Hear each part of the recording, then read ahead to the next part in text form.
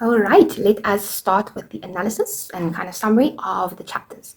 Right, first of all, we start off with the preface, and the preface is kind of like the introduction to a story, kind of giving you an idea of what it aims to speak about, kind of like an introduction. And in the picture of Dorian Gray, the preface suggests that art has no purpose and all beauty is useless. Okay, and remember, art is very subjective. So what I see as art, which is subject to me and personal to me, you may not see it as art. And that's fine because art is subjective. And that's what we see in the story of Dorian. You know, everyone has the idea of art, of beauty, of appearances. And a lot of the times those clash, and those ideas of the art and beauty and appearances, it leads to unrealistic standards. It leads to a lot of things. So let us jump right into that. Okay, let's look at chapter 1. We start off with Basil Howard, and Lord Henry Wotton. Okay, they're friends and they're together in Basil's studio and they are chatting as friends chat. And we know that Basil is busy with the painting of a portrait of Dorian Gray. And he is so protective of this painting. And Lord Henry, being the curious person that he is asking, but why won't you? And Basil's just not giving up. He doesn't want to explain why, he just doesn't want to exhibit it to the public. Okay, and because we immediately start off with the portrait, it already gives the opening to the rest of how the rest of the novel is going to go. You know, that art is such an important concept and theme in this novel. Okay, then Basil says, you know, he has put so much of himself into this portrait. Okay, even though Dorian Gray is a muse to Basil, because he's so mesmerized by Dorian, he did his absolute best, but then he still put so much time and effort, and everything is just displayed. He's a fiction, he's everything, and he just doesn't want the public to see this. And I think it goes a bit deeper because, I mean, he thinks that Dorian is his and he's alone. It's his muse. It's what has made him feel so alive. And if other people see it, they might take him away. I mean, the fact that he said to his own friend, Lord Henry, he doesn't want Lord Henry to meet Dorian because he's afraid that Lord Henry will sway Dorian away from Basil, fill his head with all these hedonistic ideas, and then where does that leave Basil? Without Dorian. Okay, and from the other chapters, we see that Dorian actually says that Basil is boring. And he says this because now he's exposed to Lord Henry's wild, exciting, fun, risky life. Okay, so we see that. Okay, and with Dorian, his greatest gift is his beauty. Basil, his greatest gift is his artistry, and Lord Henry, his greatest gift is his wealth. Even though these are their greatest gifts, their greatest qualities and benefits, it's also their greatest downfalls, their curses. We see this with Dorian because, I mean, he makes a deal with the devil and he gives his soul so that he can remain beautiful forever. Basil put his all into his painting, but then he ends up admiring and respecting his paintings and his artwork more than real life people, right? I mean, remember we saw that at one point he almost kind of like idolized the portrait and he saw that as the real Dorian instead of the actual physical living breathing Dorian. And with Lord Henry, the fact that he has all the money in the world, not all the money in the world, but he's upper class, he has access to anything and everything. This means that he can do everything and anything. So even though it's his greatest quality, it brings him down. I mean, look at how he thinks throughout this novel. Okay, then when Lord Henry asked Basil, but, you know, where did you meet? Why are you so secretive with him? And Basil goes into this whole speech, or monologue about how he kind of feels that him and Dorian meeting was almost like fate, right? It wasn't just a random meeting at some party, because they met at Lady Brandon's party. And it's almost like love at first sight for Basil, but obviously not romantic like that. And he was so mesmerized by Dorian that it kind of scared him. And he felt like, okay, we're supposed to be meeting. But that scared him. And he was trying to escape. But Lady Brandon, because she's like a very big social butterfly, she got to him and then she introduced him to Dorian. And from there, it's kind of like Basil has this idea. It's like, we were meant to always meet. We are fated to be together in whatever way he meant by that. Okay. And Lady Brandon always has like this very colorful way of introducing people with whatever she knows, whatever she hears, you know, it's just like there. And Lord Henry is very interested to know how she introduced Dorian, okay? Because to Lord Henry, he's all about appearances and reputations. Even though he's in the gutter, literally and figuratively, he just likes to know. I mean, remember also, later on, how when he saw Sybil, he's like, okay, fine. Despite all the red flags, it's fine. She's beautiful. She matches him. It's fine. Right, so he's just all about that. He just wants to know, how's your reputation? How attractive are you? What do you bring to the table? What fun do you bring to the table? Okay, then Lord Henry, because he's all about the fun, he's never serious, and he says laughter is a good basis for friendship, right? But Basil teasingly says that, Lord Henry, you know nothing about friendship, right? And Henry disagrees, but he just says, their friendship is based on good looks. He bases his friendships based on good looks. See, very superficial. The theme of appearance is very big already here with Lord Henry. Okay. And I mean, even Lord Henry's own family, he says that, he's very superficial, and he's actually quite disrespectful, because why are you going to speak about your family members like that based on if they're attractive or not, if they have this kind of nose, if they have this kind of physique, okay? Then now the conversation finally comes back to Dorian Gray, and Basil's been spending a lot of time with Dorian, obviously with painting and speaking and everything, almost to the point where Basil says, Dorian has become an absolute necessity to him. Has become absolutely necessary to him. Okay, and this is now where he speaks about how Dorian is his muse, and everything is just right in the world now that Dorian is in his life. And now that he's painting and he's doing all these things, he's very, very happy and very content. And he has become the reason for Basil being so passionate about his work and just doing everything. That's what happens when you have a muse. Okay, then because, remember, Lord Henry loves the way someone is described, their appearance, their reputation, and because he's saying all these things that's making his friend Basil seem wowed, he wants to meet him extra. Because, who is this young man to make my friend speak like this and act like this? And Basil still is refusing. He doesn't want Lord Henry to get even a fingertip on Dorian, okay? And he still wants to keep the painting a secret. He doesn't want the public to see all that he's put into this painting and all the feelings and anything that's hidden, that he doesn't want them to see that, okay? Then Lord Henry asks, but yes, you have all these affections for Dorian, but is the feeling reciprocated? Is it mutual? And Basil says that maybe he's just enjoying the flattery. We all enjoy, being complimented, just being in someone's company that genuinely thinks that you're cool and you're beautiful and whatever. So Basil thinks that is the case with Dorian. And obviously we know that as time progresses, we change as humans, as anyone. We get older, we lose weight, we gain weight, hair grows, skin color changes because of tanning or whatever. And Lord Henry's saying, but it makes sense that when Dorian's appearance starts to change, Basil's affection might change as well, because right now he's fixated and he's infatuated with how Dorian is right now. Okay. And the way that these two men are speaking about Dorian, it's almost like he has become mythical, because Basil now is describing him as this heavenly being, and now Lord Henry is saying, but you can't describe him like that because it almost makes him unreal. So they're putting Dorian on this pedestal that Dorian doesn't even know about. And it's kind of unfair because, he's just a normal boy at this point that happens to be very attractive. Remember, this is before he met Lord Henry and before he started changing. And at that very moment, Dorian has come to visit, and now Henry is very excited and Basil's very worried. And now we're going to see what happens afterwards. Okay, so now in chapter 2, we start off where, remember we said that Dorian has come to visit and he is now playing at the piano, and this is now the first introduction, the first instance where Lord Henry meets Dorian. Okay, and Lord Henry mentions that his Aunt Agatha has spoken about Dorian, and they're joking around, they're having fun. It's a very easy conversation happening between them.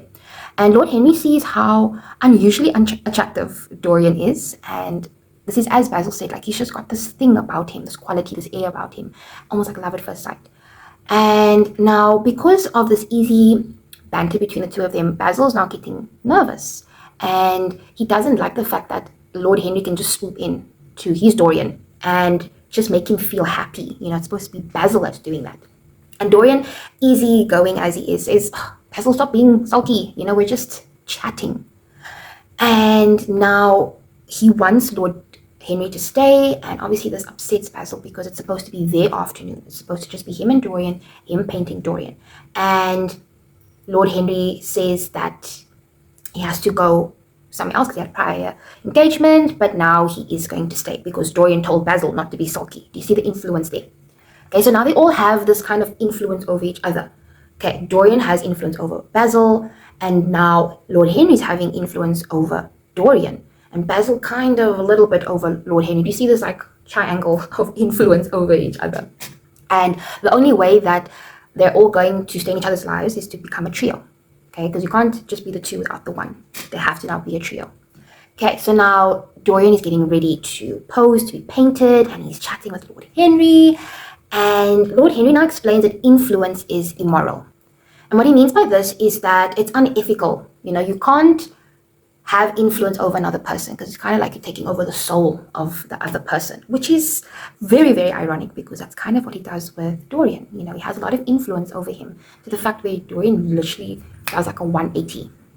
Okay, and Lord Henry is almost like, follow your instinct. Whatever you want to do, do it. Whatever you want to feel, feel it. Whatever you want to say it. He's like, society's traditions and morals must be scrapped and we must have a more instinctive way of life. Just be what you want to be. And that's very typical of Lord Henry to think that way. He's got all the money in the world. He can do anything that he wants. But it's not possible for lots of people. Okay, and, he says that hedonism is the way to go. Just enjoying your life, doing whatever you want, engaging in whatever you want. That's his philosophy in life. And obviously, because of all this nonsense that Henry is talking about, Dorian is absolutely fascinated. He's never, ever interacted with someone who has shared these kinds of thoughts and philosophies. So it's going to be very interesting to him. And he kind of falls in love with this idea of desire and hedonism. Remember, he's very innocent. And now it's almost like, the Pied Piper walking with his musical instrument, and I think it's the rats following him. It's almost like that's happening with Dorian now. He's just listening to all of this and it's kind of like going in and it's hypnotizing him. Okay, and because he is so fascinated, like his eyes are bright, his lips are parted because he's curious, and in this moment he's focusing on Lord Henry. Lord Henry is fascinated. He's like, wow, this young boy I can influence so easily. And at that moment Basil is looking at Dorian and saying, wow, this is good stuff for my painting. Like, I'm just happy. I don't really care what's happening, what they're saying. I'm focusing on this. And it's also very hypocritical of Lord Henry to say that he doesn't like influence and that it's immoral, because now he's doing that. Okay, and remember I said it's almost like Lord Henry sees Dorian as a dog, as a pet that he can train and mold into what he wants Dorian to be. Okay, so now Basil's excited about what he's painting. He says it's a masterpiece, and then Lord Henry and Dorian go for a walk in the garden, and Dorian is just being himself. He's smelling the flowers. He's just being normal. And in that moment, Lord Henry's like, anything that he does, whether it's playing a piano or bantering or smelling flowers, there's just something about him that's perfect and youthful and natural. And as he's saying all of this, he's kind of making Dorian more self-conscious about himself. He's like, okay, he's saying all these things about me. He's complimenting me. Am I really like that now? Okay, and Lord Henry is starting to introduce Dorian to his theories, and now Dorian is now kind of getting confused because he's just like, okay, there's a lot that I'm hearing now, a lot of things that I know and that I don't know and that he knows, and it's all just combining together, and eventually becomes very aware of his own beauty. Okay, then they go back inside, and Lord Henry says sunburns are going to be good for you. Why would you say that? But now that's just one of the other things that go into Dorian's mind, reminding that my beauty is something that people take seriously. Maybe I should start becoming more serious about my own beauty. And he realizes that I need to preserve my youth. If I can get complimented like this, and if my beauty, my youth, my innocence is something that is so envied by someone I just met and can be envied by other people, surely it's something I need to keep forever and ever and ever. Okay, then it's almost like Lord Henry is kind of jealous of Dorian and all of his beauty and innocence. And do you see how it's not a very genuine friendship between Lord Henry and Dorian? Okay, let's carry on. Now, Henry asks Dorian if he's glad that they met, and he's certainly glad, but he's scared that it might not last, like their relationship, their friendship. And Lord Henry says, I'm not about loyalty and faithfulness and lasting. So let's just have like a changeable friendship, If it's there, it's there. If it's not, it's not. And that says a lot, again, about Lord Henry. And, okay, one thing you need to, really understand is the fact that in one afternoon, not even a whole afternoon, one afternoon, Dorian was able to be transformed. He walked in innocent, youthful, natural, and he left feeling very self-conscious about himself and being filled with a lot of ideas. The fact that this all happened in one afternoon setting. Okay.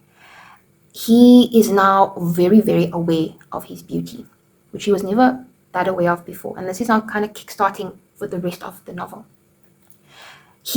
Dorian is now obviously very afraid and very terrified of all the changes that are possibly going to happen because, I mean, we're all human. We need to go through these changes. He starts thinking about mortality and the degradation of his youth, okay? And he now becomes frantic. He's panicking. He is going out of control, especially because he's now seeing the painting that looks so beautiful. And he says, why do you get to look like that? And I'm the one that has to change, but we're the same person. Do you see how he's now starting to change a bit? And he says he will actually kill himself before he grows old. Okay. And now Basil is now blaming Lord Henry. Remember, he said, don't take him away. Don't sway him with your ideas. And what did he do? He swayed him with his ideas. So now he's very, very upset with Lord Henry. And it gets to the point where Basil takes a knife and he wants to go and murder the painting. Dorian is frantic. He's like, don't do it. Because to him, it's a symbol of his beauty. And he didn't want Basil to destroy it because it would destroy the most perfect version of himself. You already see how he's already kind of like in a chokehold because of this painting, because of what it represents for him in the future when he's no longer beautiful like that. Okay, then now they're having tea and Basil reprimands Henry for saying all these wild things to Dorian. Then there's a trip that's planned to the theatre and Lord Henry asks if Dorian wants to go, and he's definitely going. He's very excited, and Basil says he wants to carry on with his painting. He wants to finish with the portrait and spend time with the real Dorian. The real Dorian is the actual person, but he's referring to the portrait as the real Dorian, which is very, very concerning because now he's distorting his impression of the real Dorian. Okay, and he is replacing it now and he's saying this portrait is the real Dorian, everything that Dorian represents, even though it's not true. Okay, then they now go together, and the fact that they're alone now says a lot for whatever is going to happen afterwards. All right, on to chapter 3. So now Lord Henry has gone to visit his Uncle George, and he was an old nobleman, and the reason for him going there is to kind of snoop into Dorian's life, okay, because he doesn't know much about him, and he's now very, very curious. He's met him now, and he wants to know more.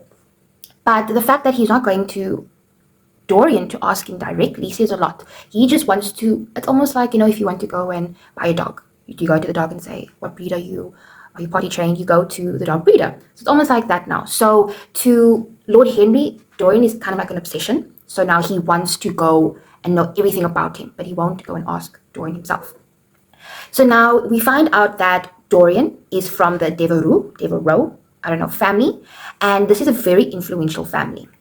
His mother and Uncle George seem to know each other very well, and Uncle George describes Dorian's mother as being unusually good looking. She was married, but her husband was beneath her social standard and status, so that marriage did not work out, and Dorian's mother, her father, so Dorian's grandfather, disapproved of Dorian's father and wanted him to be killed. But the whole scandal was kept and pushed under the rug, so no one really knew about it. And because of this, Dorian will probably have a lot of money because of his influential family ties. And Uncle George really hopes that Dorian will fall into the right hands, whatever family he marries into, whatever friends that he keeps. And they move on from that, and they now start speaking about how one of their friends is going to be marrying an American. Oh, scandalous. They don't like the Americans. Okay, but now the whole thing of him finding out more about his lineage is because now, remember, Lord Henry saw Dorian as this mythical concept, this heavenly being, and then he met him, and because he was so beautiful, there was something that needed to ground him. And now that he knows that he has family, this is his family line, he's connected to this family line, it makes him more real, but it also makes it more interesting for Lord Henry. He wants to get to know more about Dorian. Okay, then he leaves and he goes to his Aunt Agatha, and guess who's there? Dorian. And he is now so in love with Dorian's origins. He's having the best time getting to know more about Dorian, this beautiful young boy. And he thinks that he's going to have a lot of fun with Dorian because Dorian was very impressionable when he was speaking to him and sharing all of his theories. So he knows that Dorian is now going to want to know more. He's going to have so much fun influencing him, which he said was immoral. But you see how he is now. And remember, Dorian is Basil's muse, so now Lord Henry wants to be Dorian's muse. He wants Dorian to be like, wow, I want to be like Lord Henry. Lord Henry inspires me to do A, B, C, D, which is not a good thing. Okay, then they're all there and they're all speaking, and of course Lord Henry has to say the most. He needs to share all of his ideas, and as soon as they get to a topic, the topic was how to solve the East End's poverty. As soon as a serious topic was brought up, Lord Henry, it's almost like he ignored it. He refused to acknowledge it and he didn't even want to speak about it. He just wants, he favors philosophy over philanthropy. Okay, instead of helping and being a good person, he's just all about all these ideas, whether they're good, whether they're bad, but mostly not that good. Okay. They're still going on about this, and we find out that Lord Henry has a way with words. He can literally run circles around you with his words, and everyone will just continue to be enthralled with what he's saying. Whether he's saying nonsense, whether he's saying true things, everyone just is fascinated by what he says and how he says it. And there is a character, Mr. Erskine, and he says to Lord Henry, you should write a book, and Lord Henry says, I have no desire to write. He enjoys reading too much and he enjoys speaking. Okay, and because he won't write, he'll rather just pass it on. And who is he passing it on to? People around him, his friends, anyone who's willing to listen to him. That's his way of passing on his philosophies. Okay, all right, on to chapter 4. So now it's been a month, and what's happening now is that Dorian is waiting inside of Lord Henry's library, very close enough to be able to visit each other's homes and wait for each other, and Lord Henry is late. Now, the concept of time is very important here because to Dorian, he hates to waste time. Okay, he feels like time's always ticking. Remember, he was very worried about aging and losing all of his best features. And to Lord Henry, he tries to deny time. He tries to waste time and see that he can have influence over it and beat it. Very weird man. But now he's waiting, and then when he thinks it's Lord Henry that has entered the library, it's actually his wife, okay, Victoria. And she instantly recognizes Dorian from the multiple photographs that Lord Henry has of Dorian. And it just shows that Lord Henry has still continued with his fascination of Dorian's appearances, to the fact that he's literally made copies of it, these photographs. So now it's kind of like Dorian is just being copied everywhere. He just has copies everywhere of himself, of his beauty, of everything. Okay, now they are speaking about musical performances, and they're having a nice chat. And Dorian says that he'll only talk during bad music. And this is very funny to Victoria because she instantly recognizes that it is one of Lord Henry's views, her husband's views. So we can already see how much influence Lord Henry has had over Dorian now.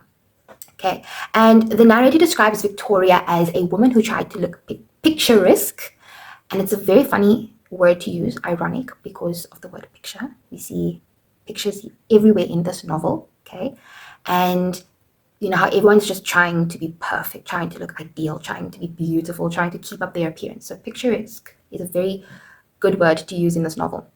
Okay, so she tried to look picturesque, but she only managed to look untidy, and she was always in love. And she admits it herself that she's always falling in love with pianists because they're foreign and they just add something, they make the room look very picturesque. Okay, so also the women in this novel, they seem to fall in love very easily, and they're always deeply in love, but they're also falling in love with images, with appearances, because remember, Sybil fell in love with Dorian because of how he looks. Lady Henry falls in love with pianists because of how they make a room, they bring something to the room. So it's all about images here as well. Finally, Lord Henry arrives and Lady Henry leaves. And Henry complains about his wife's sentimentality and says that Dorian must never get married. Okay, Dorian says, but I'm actually in love. Who's he in love with? Sybil Vane, an actress, and he calls her a genius on the stage. And Lord Henry says, no woman can ever be a genius. It's another one of his philosophies. Okay, and there are only 5 women in London worth talking to. And it just shows that society's idea of women at that time, that they were nothing more than a pretty face or a wife or arm candy on a man's hand. Okay, and because Lord Henry now says, this thing about a genius, she can't be a genius, it hurts Dorian a bit, because to him, Sybil is a genius on the stage. And he says that all the things that he's doing now, all of the experiences that he's having, all of the just everything that he's doing and feeling and thinking and saying is all credited to Lord Henry. Because if it wasn't for Lord Henry sharing all of these ideas and introducing Dorian to all these things, then Dorian wouldn't be the way that he is. And he met Sybil Vane while he was down in the rundown side of the East End. He was looking for an adventure because obviously you can't find something fun in your own house. According to them, you have to go to dangerous, exotic, risky places. So that's what he was doing. Came across a rundown theater with a hideous Jewish man standing outside of it and doesn't know why he went in there, but he's so happy that he did because he met the love of his life. Okay.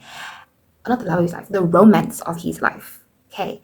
And he, in that rundown, ugly, decaying, poverty-stricken place, according to them, he found one beautiful thing among all of that. Okay, remember, we're still looking for beauty, appearances, art, everything, common themes. Okay, so even though the interior of the theater was cheap and wasn't good, Romeo and Juliet were playing, and Sybil Vane was shining to him. It was absolutely amazing. She was beautiful, had a lovely voice, and only her and Lord Henry have impressed and have drawn Dorian in so deeply just because of their voices. Okay, and he says that because she was so good at acting all of this out, especially Shakespearean plays and Shakespearean role, she is worth loving because of her skills, not because of anything else. Okay, so remember we said that his love for her is based on surfaces and art for what she can be, not because of what she is and who she is. It's who she can become, what heroine she's going to be tonight, what heroine she's going to be tomorrow. Okay, so then Dorian describes Sybil and their relationship as sacred.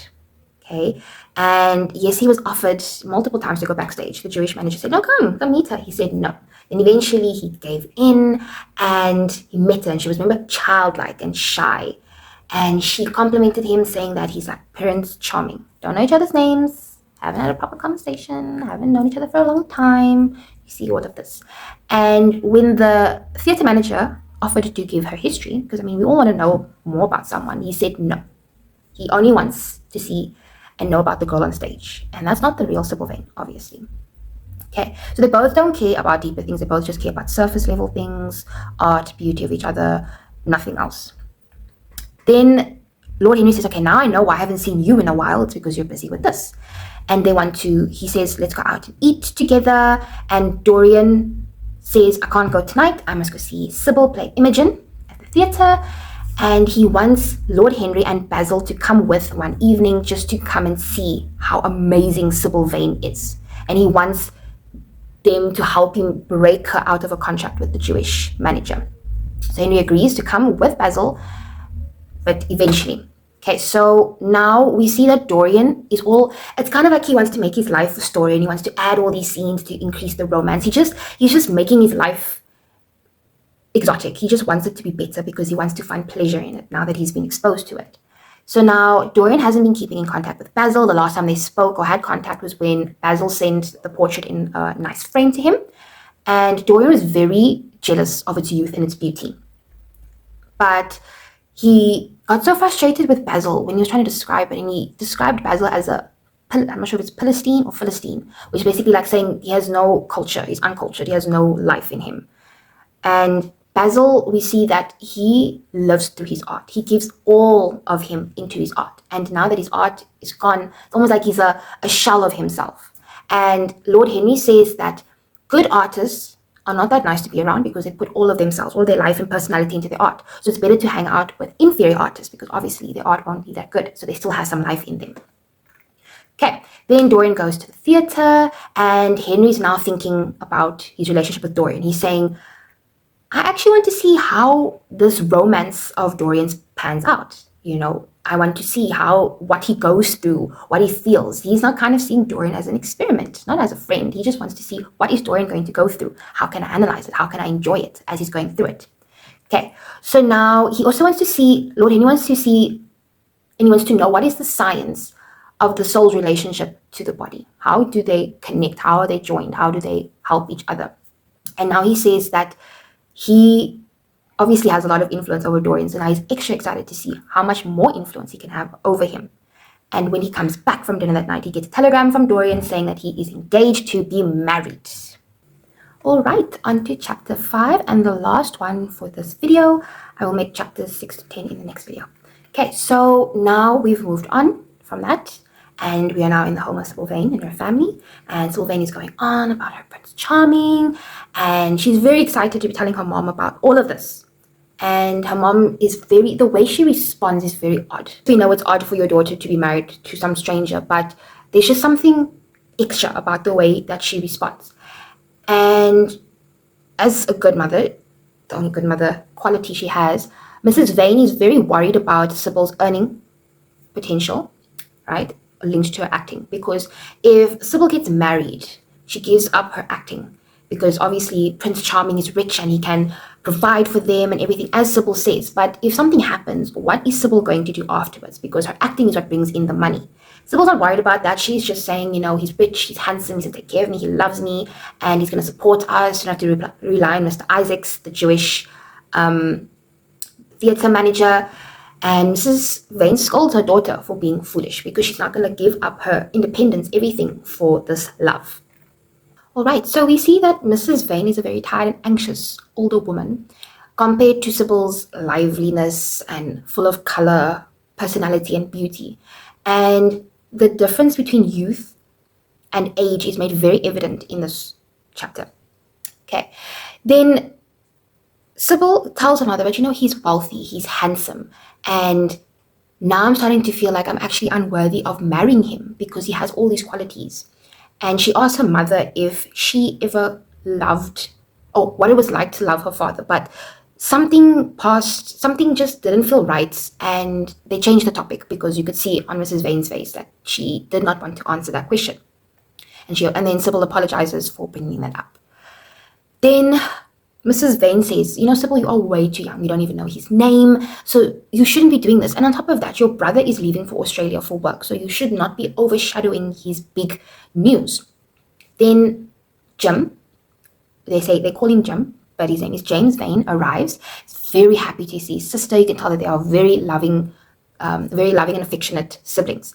And compared to Sybil, who is very delicate and pale and, just beautiful, he is very thickly built, and he's not, he doesn't have fine features like his sister. And you can tell that, Sybil gets along with everyone, but when she goes to get dressed, because her and Jim want to go to the park for a walk, there's some kind of awkward silence between him and Mrs. Vane, which is a very weird thing to have with your own child. And in their home, it's almost as if Mrs. Vane has removed all kinds of maternal objects or warmth. It just feels like it's a stage in their home. Okay, then Mrs. Vane pulls a 180 because now that James is concerned about his sister and her getting married and everything and wondering, is her suitor suitable? She says, don't worry, he's a perfect gentleman. I will make sure it's a good marriage, blah, blah, blah, blah, blah. So you see how she's very wishy-washy. And they are the only family who has been spoken about in this novel. They're dysfunctional, but they're the only family. Okay. They are on their walk. Sybil is just so happy to be with her brother that she's unaware of the difference between the two of them. But James is very self-conscious about himself, especially because they're out in the open like this, and the comparisons between the two of them. And Sybil now feels very superior to her brother because she feels like she's made it in life. She has found the love of her life, and now all of a sudden she feels like she's more experienced than her brother, who is older than her and probably has done more. He is now very nervous to leave, and even more so now because he doesn't trust this whole thing. He doesn't feel comfortable leaving his sister to get married to someone that she doesn't even know. And he also has a rumor that he wants to ask his mother about. So we see the differences between the two of them. Then when he asks her about her new friend, she says everything that she knows about him, which isn't much, but she's very open and honest, and she's very pure. And this is what Dorian used to be like. He's not like that anymore, but that's what he used to be like. And because she is involved in art, it seems to give her the sort of immortality that she's going to live forever, that she's going to remain youthful forever. And that's what Dorian wishes would happen to him. And that's why he's so enchanted by her, because of her ability to create art through her acting. Okay. Then Sybil says, to her brother, don't worry, one day when you experience love, you will understand and you'll be more experienced and all that stuff. But she just is happy that he's starting a new adventure because, it is her brother. Then as they're sitting, she thinks that she sees him, and all of a sudden James gets this super overprotective feeling, and it's very aggressive, not called for. And we start to see that there's a state of violence okay, especially when it comes to his sister. So it almost sets up this idea that if anything happens to his sister, Dorian will get the worst end of it, okay? And Sybil, when she says it's not him, and she has to reassure her brother, don't worry, everything's going to be okay. And he has to say, okay, I won't hurt anyone who loves you and who is loved by you. And they go home and they can have the final supper, but James is feeling very emotional now. As he's with his mom, he asks her if she ever got married to their father, and she says no, because their father was a gentleman and was not free to marry her, just like Dorian and Sybil are, because Dorian's obviously upper class and Sybil is middle to low class. And because their mother is, you can see it's a touchy subject for her, so she needs comforting, and James is there to comfort her. It is his mother, and this is probably the most human connection that they've had. But she has to ruin it because she's caught up in the whole drama of it, the whole art of the situation. And that just shoves away that maternal mother and son moment. And when James leaves, she's very sad because now she only has one child, according to her. On to chapter 6.